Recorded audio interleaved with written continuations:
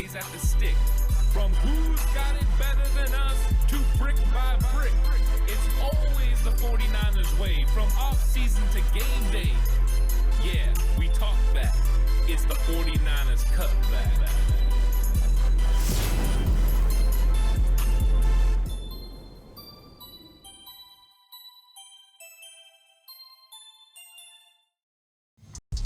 It's 49ers Cutback podcast time. Welcome to the show, everyone. The 49ers versus Giants game preview show. And of course, that means we've been working to this all week. We've been going through the key matchups. We've been talking about the numbers and how these two teams compare. And now we're going to finish it off. We're going to talk about the injuries, who's playing, who's not. We're going to touch on some of the key matchups. We're going to take it through bold predictions. We're going to tell you also maybe some things to bet on in this one as well. So it's a complete episode for our game preview. I always love these. This is a full jam-packed episode, and I like talking about it because it sets us up for the game. It's going to get us prepared for this football game. So please like and subscribe to the channel if you haven't already. Really appreciate it. If you're listening audio platform, 49ers Cutback on Believe Network, please give it a 5-star rating if you feel like I deserve it. Lots of people doing that, so I appreciate it. And of course, this episode of 49ers Cutback is brought to you by FanDuel, the title sponsor of 49ers Cutback. So let's get right into it. Injuries have been something that's been causing a stir when it comes to the 49ers all year long. And it just seems like it's kind of par for the course, normal that this happens. But let's talk about who's out. So for the 49ers, center Jake Brendel will continue to be on the shelf. And I think it's to be expected. They were kind of approaching this, that this could be a 3 or 4 week injury. I think we're a little bit closer to Jake Brendel coming back. For some people, that's good news. For other 49er fans, that's probably bad news. But we'll see how Matt Hennessy does again this week. I thought last week was kind of a mixed bag, but we'll see what he does this week and, what that means for the 49ers. So as of time of recording right now on Saturday, there has been no standard elevations, but I expect Nick Zakelj to get elevated so he could be the backup center for the San Francisco 49ers going into this game. Now, Yetur Gross-Matos is going to be out again, and bad news about Yetur Gross-Matos. Matt Mayoko is reporting that Yetur Gross-Matos re-injured his hamstring when he came back to practice on Thursday. Not the news the 49ers were looking for, and it means he could be in line to go on the IR now. So it looked like Yetur Gross-Matos was going to be returning, and all of a sudden you were going to have some really good players to play along the defensive line this week, and then maybe next week Bryce Huff was going to be back, and then you were really going to be flying on all cylinders since you made that trade and you got Keon White. It looked like it was going to be good, but Yetur Gross-Matos just can't get healthy. The knee had been injured, and the interesting part was he had just said that this gave the knee more time to get healthy, and his knee was feeling better, but it didn't help the hamstring. And so we don't know how serious it is of an injury, if he went ahead and pulled it all the way like he did before, or if it was something slight. They're just monitoring it. But we're going to find out sooner rather than later because the 49ers are going to be making some roster decisions, and one of those could be Yetur Gross-Matos going on the IR. Of course, we're hoping that is not the case because the 49ers definitely want to have Yetur Gross-Matos at some point this season, but an IR stint could be it. Bryce Huff is out this week, but the good news is all signs are pointing towards him coming back next week against the Los Angeles Rams, and they really need him up front. It would have been nice to be able to pair him with Yetur Gross-Matos on a return, but that's not going to be the case. So Bryce Huff will be back hopefully next week. Ricky Pearsall, no practices again. Kyle Shanahan said that if you don't practice during the week, don't expect, to be able to play. So once Ricky Pearsall wasn't showing up to practice, it wasn't really a surprise that they went ahead and scratched it. And of course, when you're playing at MetLife Stadium, that makes a lot of sense. That turf has been really bad for the 49ers in the past and for a lot of teams, including the New York Giants, who have lost players because of the dangerous turf that they play on. Now, questionable for this game is Ben Bartch. Bartch has been dealing with an injury. He's been out for a while. And they opened up his practice window this week. Now, last week, they opened up Spencer Burford, and he's listed as questionable too. I think that there's a chance that Spencer Burford gets activated this week and that he will be potentially eligible for the game. And that's part of the reason I think Yetur Gross-Matos might go on the IR to make room for Spencer Burford. And then I think Burford might be a part of the rotation at left guard with Connor Kobe. And this is something that I've been talking about for a while. The 49ers are looking for consistency, and that's something that Kyle Shanahan echoed when he was talking to Matt Maiocco in their weekly conversation. He said that's what he wants from his offense, and that's what he wants from his offensive line. And I think that right now, that's the problem with a young player like Connor Kobe. He's just been less than consistent, and that's to be expected. He's got a lot of room to grow, and consistency comes with time, and he's just not there yet. And I think that everyone understands that. But Spencer Burford's been in this offense for a long time. He knows how to play every position. He doesn't play center, but both guards and both tackles. So this is a very good piece to have, as he's a guy that can pretty much be a jack of all trades for the 49ers. And that's what they want. They want somebody that's flexible, and Spencer Burford adds that. So I think Ben Barch probably waits another week before he comes back. But I think Spencer Burford could be available for this one versus the Giants. And that's great news for the 49ers, getting one of their offensive linemen back. Now, Jordan Elliott is listed as questionable, and he did not practice on Friday due to a personal matter. In fact, we don't know his status for the game overall, but Jordan Elliott did not fly out with the team. He's apparently going to meet the 49ers in New York as long as everything is okay personally. I can't comment on what the personal matter is, just that he couldn't make practice and he couldn't make the flight. So hopefully everything is okay with Jordan Elliott. This is not injury related, but this is something personal. 49ers definitely need bodies on the interior defensive line, but they do have other guys. But Elliott is a starter, so that would be a huge loss if he's not able to play. Defensive end Sam Okuwanu listed as questionable. I expect Sam Okuwanu to play in this game, and so that's really good news for the 49ers. The ankle was a low ankle sprain, so that is the good news. The 49ers will likely have Sam Okuwanu, who's been a starting defensive lineman for them for a while now, especially since they lost several of their edge rushers. So expect Sam Okuwanu to be starting opposite of Mikael Williams to start this game, and expect Keon White to be playing as well, and probably an elevation of Cleveland Farrell. I don't know that for sure, but I would expect that they're going to elevate a edge rusher because you already have a kind of beat up Sam Okuwanu, that this might make a lot of sense to go ahead and bring up a Cleveland Farrell, for instance, who can give you really good reps. And then your second group of defensive ends is not bad. Keon White, Cleveland Farrell, and Robert Beal Jr., you would have 5. So they don't have to do that. And maybe Jordan Elliott's situation makes them bring up a different defensive tackle instead of Cleveland Farrell. That's always a possibility. We'll see what happens. But Sam Okuwanu being available is really good news. Brock Purdy is going to potentially be active for this football game. The 49ers have been talking about, Purdy and when he's going to come back, and they listed him as questionable. The last few weeks they had been listing him as out, but this time they kind of changed it up a little bit. And so there's a chance that he could be in uniform backing up Mac Jones. If something happens to Mac Jones, Brock Purdy could be available to go in. I don't think that's what they're wanting to happen. They want Mac Jones to handle this one. They want him to go in, execute, get the win at MetLife, and then maybe Brock Purdy's capable and ready to go against the Rams next week. I think that's the hope. But right now, it's so much in a state of flux because that toe, if you just bang it on something, it can drastically set back Brock Purdy's progress. So they think they're moving forward, and the fact that he could be in uniform as Mac Jones's backup is good news, because right now the 49ers have been one injury away, and one injury to Mac Jones away from Adrian Martinez taking over, and he was just in the UFL just recently. Not that he doesn't have NFL experience, and not that he's not capable of being a solid quarterback, but you definitely would rather have Mac Jones and Brock Purdy as your two guys. Listed as questionable as well, D. Winters, and I expect D. Winters to start. I expect him to play in this game, and I expect him to play well. So the good news for the 49ers, they should be at full strength at linebacker with Tatum Bethune, D. Winters, and with Luke Gifford as the Sam linebacker.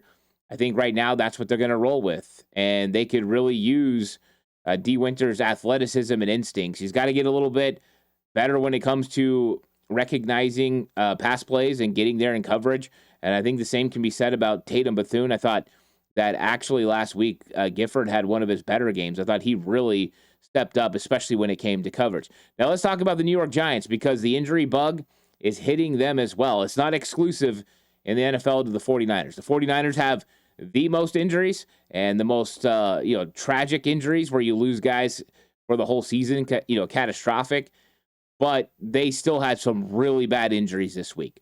And it starts with cornerback Paulson Adebo, who, of course, played at Stanford. 49ers loved him coming out of college. He was drafted by New Orleans. This year, he got a big contract, free agent contract, to go to the New York Giants, and he's dealing with a knee injury, and he is out. So one less cover guy in the secondary for the Giants that could play into what I believe are some really good key matchups for the 49ers. We'll talk about those in just a little bit. Now, Cordell Flott as well, cornerback, he was in concussion protocol, unable to clear concussion protocol.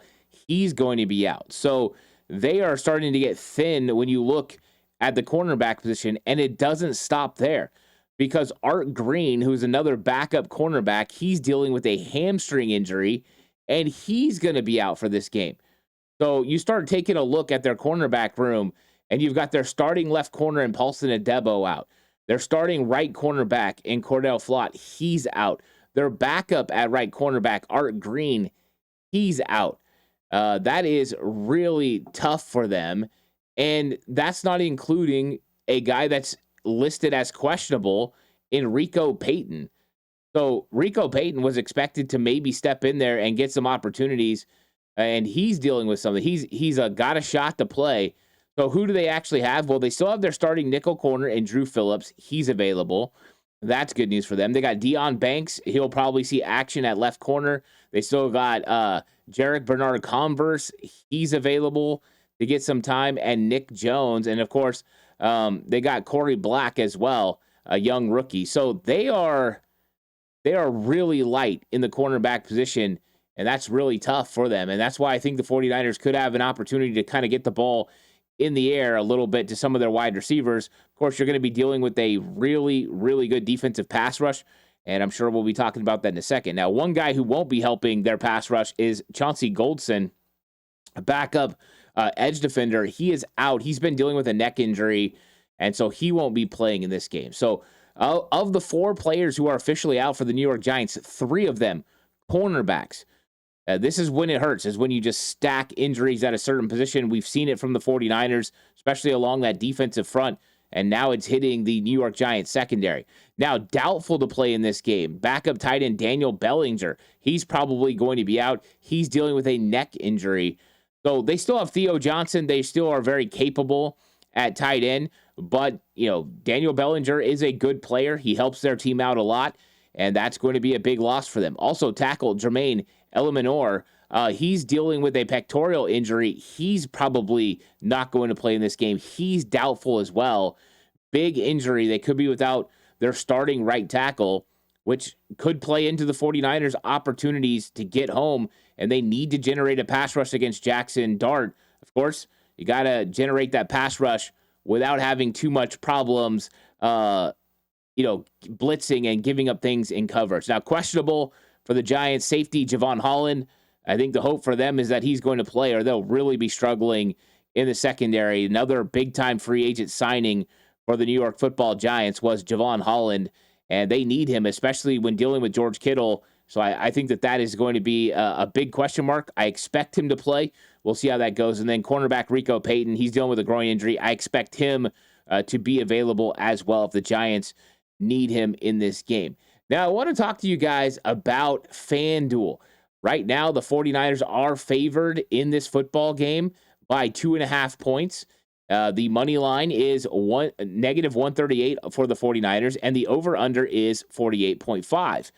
So, of course, there's lots of cool same-game parlays, anytime touchdowns, lots of things you can do as far as player props. All that is available over on FanDuel. And, of course, my FanDuel predictions are going to come up at the end of the show. I'm going to pick a couple player props that I really like and tell you the predicted score and if it's going to go over or under. That's all coming up at the end of the show. Of course, FanDuel is the way to bet if you are going to bet. Now, let's talk about the head coaches of these football teams. The 49ers, of course, going with Kyle Shanahan, and then Brian Daboll for the New York Giants, and he's on the hot seat. You don't get more hot than this.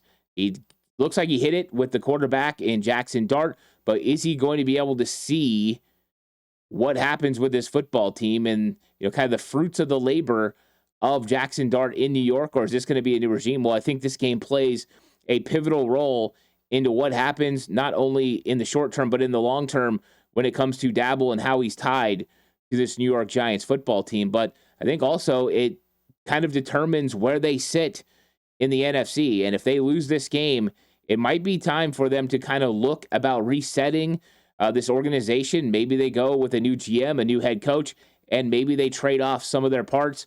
We've seen Miami start moving forward with some of those plans. New general manager. They're going to stick with Mike McDaniel for now, but now it looks like players are going to be available. And we found out the 49ers have called the Miami Dolphins about the availability of defensive end Jalen Phillips.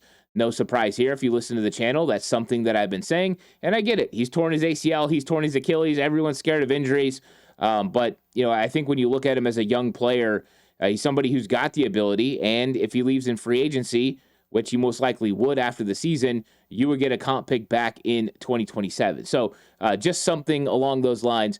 But Shanahan and Dabble both have experience as play callers, so that's where their expertise is. Now, you look at the play callers, Shanahan calls the plays for the 49ers, and when you look at what goes on over on the other side with the New York Giants, it's Mike Kafka who assists Brian Dabble on calling plays. And Kafka's been around for a long time, spent a lot of time with Andy Reid and the Kansas City Chiefs, just to give you an idea of what that offense looks like. So you kind of got, the old Bills style offense and what they did with Josh Allen with Brian Dabble, and then the Mike Kafka, former quarterback, of course, but Mike Kafka also spent so much time with Andy Reid. You kind of get a mixture of the two systems when you look at the Giants offense.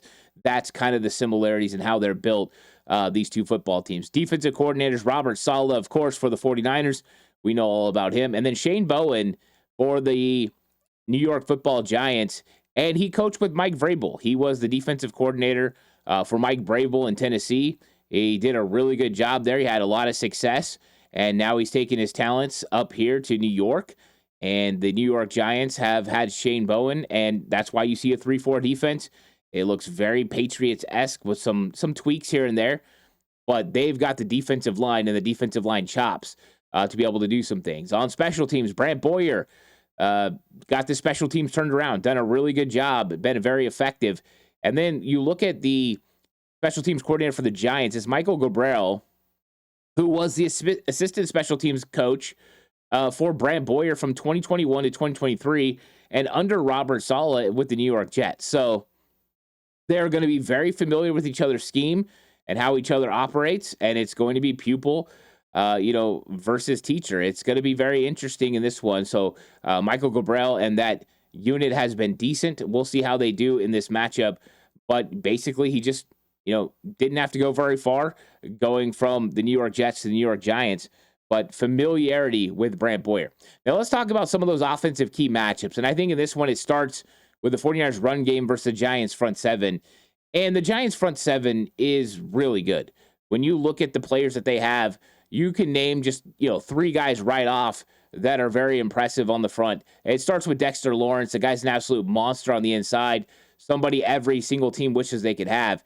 Then you've got Brian Burns, who's a monster, and Kayvon Thibodeau, who's on the tip of everyone's tongue when it comes to trade conversations. And they do a really good job stopping the run. You throw in there some pretty good linebacker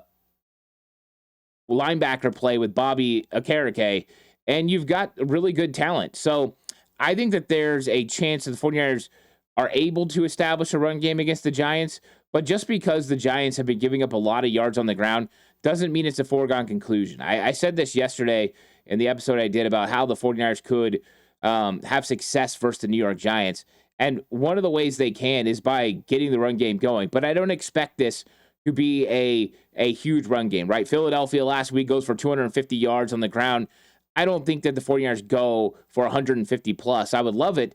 I don't think that happens. I think somewhere between around 120 yards on the ground would be a very successful day for the 49ers. They want to run the ball about 35 times in this game. That will effectively keep their defense off the field. That will use the time of possession, and that means they're having good drives, and that's what it's got to be this week. They got to take advantage.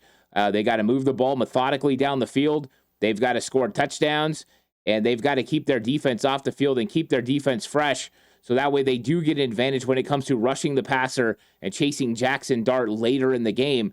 If the Giants are winning the time possession and wearing the 49ers defense down, when you get to the fourth quarter, Jackson Dart's going to be a problem. And so I think this is something the 49ers know they have to do. So they're going to work to establish the run game. But it's going to take what Kyle Shanahan was talking about. They need consistency from their offensive line and from their tight ends to effectively block. So the 49ers offensive line not only has to do a good job running in the run game, but they also have to do a good job against the Giants pass rush, because I brought up, the guys that they have, and they have a lot of talent, especially off the edge, where we've seen the 49ers have some issues over the last several weeks. And I think the biggest matchup has got to be Colt McKivitz versus Brian Burns. I think that one is a tough matchup when you talk length and speed against Colt McKivitz. I worry about that one a lot. I'm more comfortable with Colt McKivitz versus Kayvon Thibodeau. I'm not saying I'm very comfortable, but I'm a little bit more comfortable because of the type of matchup that it is. But I think if the Giants are smart, they'll probably move Thibodeau and Brian Burns around and kind of get Trent Williams different looks and give Colt McKivitz different looks. And of course, Abdul Carter, top overall pick or first round pick, he hasn't been. It wasn't top overall pick, first round pick. He's been average right now so far as he's figuring things out. But he's the perfect body type and makeup to give Colt McKivitz a problem. These speed rushers off the edge, right? Will Anderson, Byron Young, those kind of guys, and he kind of fits that mold. So that's going to be something to watch. 49ers are going to have to worry about that. And they also have to worry about Dexter Lawrence on the inside as well. Now, one place I think the 49ers have a huge advantage, and you'll see it as we go through some of the Wow That's Bold predictions, and even some of my predictions that I'm going to give as far as the bets, is Jennings, Bourne, and Robinson against the Giants secondary. I brought up all the guys who are going to be out. Paulson Adebo is going to be out. Cordell Flott's going to be out, right? They are missing guys in the secondary. Javon Holland's been banged up. I think there's an opportunity for the 49ers to take advantage of a mid-range passing game, short and mid passing game early, to take advantage of this secondary of the Giants and move the ball consistently with these extended type run plays and methodically move the ball, move the stick, stay ahead of the chains. I think that's something they're going to do. So I think that Jennings, Bourne, and Robinson can really be effective, because I think there's going to be some tough matchups for the Giants secondary in this one. But also getting the ball off quickly is good for Mac Jones, because he can't be a sitting duck sitting in the pocket waiting for these pass rushers to get home. He's got to get rid of the ball. And so finding these routes underneath is going to be very important. And I think those guys can have success in this game. Cue George Kittle as well, as he continues to be a gravitational pull to defenders, pulling them away from these wide receivers and from Christian McCaffrey, who I expect to have another good game. Scoring in the red zone is going to be huge because the San Francisco 49ers have so many opportunities lately to be successful in the red zone, and they have been successful in the red zone. You just look at the red zone numbers. Right now, the 49ers have improved 10% over the last 2 weeks. They've won 100%, 4 for 4 in the last 2 weeks. Even last week against the Houston Texans, their worst game of the season, they were still perfect in the red zone, and that's why they were in the game in the fourth quarter. And I look for that to continue, because the Giants defense, they give up touchdowns at 68% rate inside the red zone. That is not good at all. And the 49ers have been taking advantage and eating up these bad red zone defenses.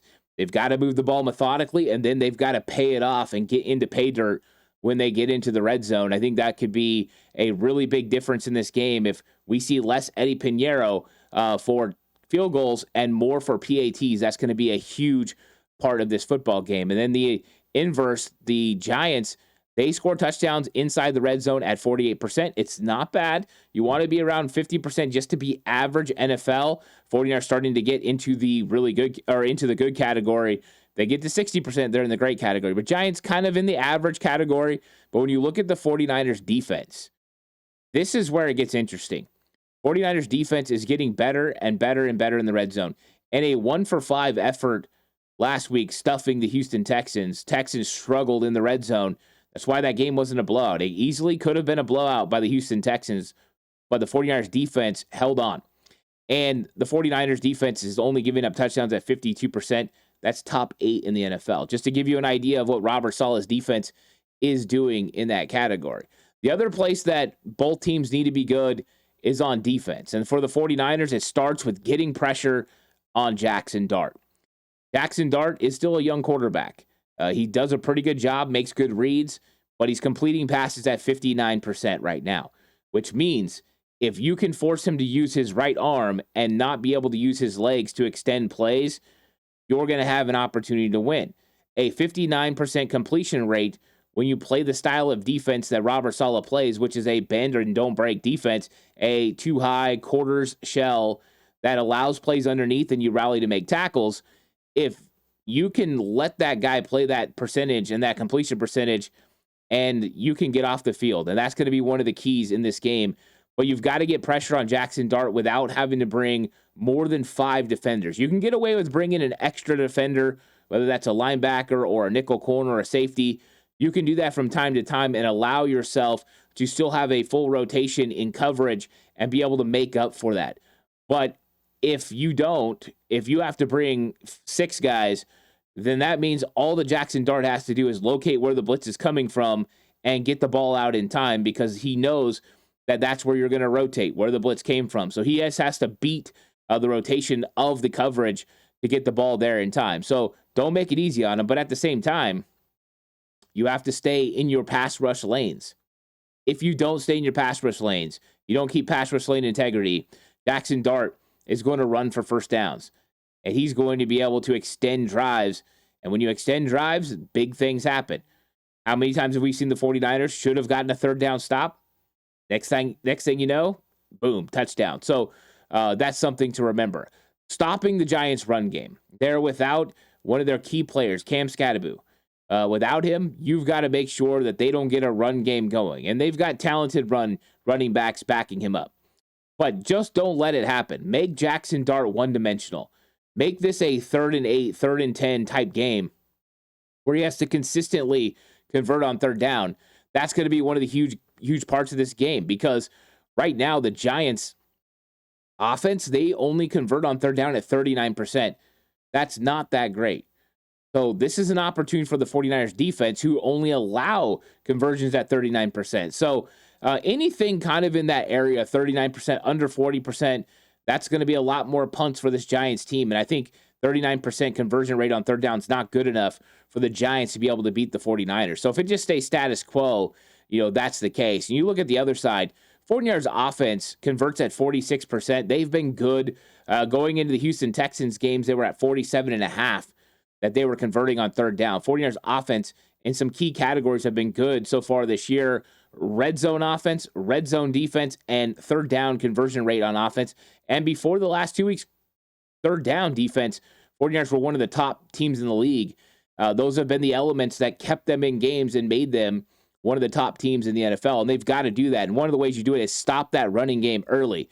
Also slow down the Giants' weapons by tackling. You can't let Theo Johnson break tackles. He's a big physical tight end. He can rumble and bumble. You can't allow Wan'Dale Robinson to be able to get space where he can get extra yards after the catch. You can't allow Jalen Hyatt to get explosive plays down the field. And just don't allow Darius Slayton to get going at all. Make it really tough on those guys. But one of the keys is going to be, it's 3rd and 9. They throw the ball underneath 5 yards down the field, and you've got to make the tackle instantly. Hold them from getting those yards after the catch so you can get off the field. That's going to be one of the key elements for the 49ers in this game. And, of course, you always got to win the time of possession. That's going to be pivotal. Last week, Houston Texans had the ball for over 40 minutes. 49ers only had the ball on offense for 19 minutes. That's part of their problem. Now, you look at turnovers. 49ers have given the ball away 12 times this season. The good news for them, the Giants also give it away. They've given the ball away 9 times. Over 1 per game is never good. 49ers are definitely in the not-so-good category when it comes to giveaways. Unforced errors, right? Balls off wide receivers' hands, throwing into coverage, strip sack, like those types of things. Those are on offensive linemen. They're on wide receivers. They're on the quarterbacks. It's been tough for the 49ers to take care of the ball. Now, when it comes to takeaways, 49ers have 7 takeaways. You want it to be more. You want to be averaging 2 per game. They're not even averaging 1 per game. The New York Giants are even worse at takeaways. They have just 5 this season. 49ers need to win the turnover battle and take care of the football. If they don't have any turnovers in this game, I like the 49ers' chances. You look at the turnover differential, 49ers at -5, Giants at -4. Neither one of these teams do a good job taking care of the football or forcing turnovers. Something's got to give in this one to work out. So I think that's what's going to be real interesting. And now let's get into our wow, that's bold predictions. Wow, that's really bold. Whoa. Whoa. Whoa. It's got to be really bold. It's got to be whoa. And while those bold predictions, have been going pretty good. Last week I did predict the 49ers would have their first interception of the season. That did happen. I predicted a couple of things over the last few weeks that have went right, and we'll see how it goes this week. But while that's bold predictions are brought to you by 49erscutbackshop.com. You can go get all the 49ers Cutback merch. There's also 49ers inspired merch available there as well. Link in the comment section down below. Maybe you just want to get a 49ers Cutback mug or a water bottle or a t-shirt. Those are all available. Oh, hats as well. Almost forgot. So let's get into it. Offense. I've got Demarcus Robinson getting a touchdown. I really like the way that the 2-point conversion looked last week. The release that he had, the way he was able to get wide open against Stingley. And so I think that Demarcus Robinson is going to be in the game plan. There's been opportunities that I've seen on film that Mac Jones hasn't quite hooked up with Demarcus Robinson. I think that comes full circle, and now they start hooking up. So I think that Demarcus Robinson is going to have a pretty good game. Talked about the injuries that are, kind of hitting the secondary of the Giants. And I think that benefits Demarcus Robinson in some capacity, and he walks away with a touchdown in this football game. I think it's going to happen. Now, you look at that's bold predictions, and I normally don't put a bunch together, but I'm going to for this one. My next prediction on offense is going to be a 3-parter. I think the 49ers are going to win the time of possession. I think they're going to go over 50% on third down. This is on offense converting. And then I think they're going to go over 50% in the red zone. I'm taking all three. I think that's how the 49ers are going to operate against this Giants defense. Win the time of possession, over 50% on third down, over 50% in the red zone. I think that's all going to happen. Now let's talk about defense. While that's bold predictions, I think the 49ers are going to force 2 turnovers. I do. I think it's opportunity is, they're going to be opportunistic. They're going to make plays, and opportunities are going to come their way. And when they do, they're going to make some opportunities to take advantage of it. And I think that short fields is going to play a big part in this game. So I think the 49ers are going to have an opportunity to start in plus territory on the Giants side. And I think that's going to be huge. So the defense forces 2 turnovers. Haven't predicted that much this season, which was an easy one a couple years ago. In 2023, it was basically 2 turnovers almost every single week. And then I've got Mikael Williams getting a sack. So I predicted Mikael Williams was going to get a sack one other time this season in the Wild Ass Bowl predictions, and he got a sack. And I'm doing it again. So hoping Mikael Williams comes through. And I do believe that with some of the players that are going to be around him this time, there's going to be an opportunity for him to go get a chance to get home and get a sack. Mikael Williams with the sack. And now it's time for the score prediction presented to you by FanDuel. And of course, it's not just going to be the score prediction, but I want to talk about the player props that I really like. And I kind of went deep in my bag on this one. So last week, Christian McCaffrey was not able to hit what I had. I had him getting 25 yards in the first half, and it was like 25 yards in the second half or plus 25, and he wasn't able to get that done. 49ers offense was completely ineffective. However, I did hit on a Kendrick Bourne over 40 yards receiving at plus 140, 141 last week. So went 1 for 2 on my predictions last week. This week, I'm going to go off the reservation. I'm going to Demarcus Robinson. I told you I think he's going to have a touchdown.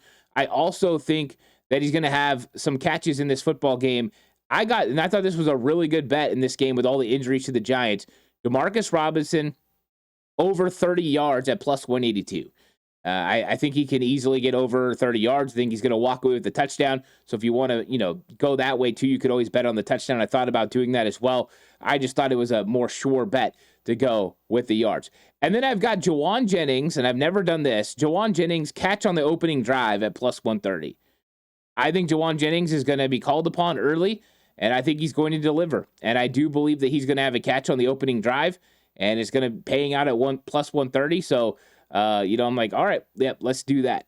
Let's go. Jawan Jennings with a catch on the opening drive at plus 130, and I've never done one that's just like, hey, first touchdown or first drive, nothing like that. Now, when it comes to the score prediction, I do have the 49ers winning this game in New York. I do have them covering the covering the 2.5 points. So I have the 49ers winning against the New York Giants 27-20, the highest scoring output for the 49ers this season. The Giants give up 26.5 points per game. I think the 49ers are going to go out and score some points. I talked about their red zone effectiveness. I think that's going to play into it as well. I think they're going to be effective in the red zone. They're going to score touchdowns instead of kicking field goals, which has kind of slowed up their production in the past. But I think they're going to win it. I think they'll give up their season average of 20 points per game to the Giants. I think the Giants will have some times where they're effective both through the air and on the ground. And I think Jackson Dart will come up with some big plays in this game, but the 49ers will win in the end. And so that means I'm taking the under, because right now the over-under on this game is 48.5. I got this game scoring 47, so really, really tight. I don't know if this is one to bet the over-under on it. That's too close for me, but I think that the 49ers are going to win this game by 7. And so that is it. That is the game preview show. All the information, everything built up for this week. 49ers versus Giants is coming up. We're less than 24 hours away. This is going to be an exciting game, and it's going to be fun to see what happens. Thanks for watching. Please like and subscribe to the channel if you haven't already. Listening audio platform 49ers Cutback on Believe Network. Please give it a 5-star rating. This episode was brought to you by FanDuel. Now, of course, leave your score prediction down in the comment section down below so I can check them out. I'm always really curious about that. It's always interesting to see what you think. But I'll catch you guys on the next one. Until then, stay safe. Remember, the right way is always the 49ers way.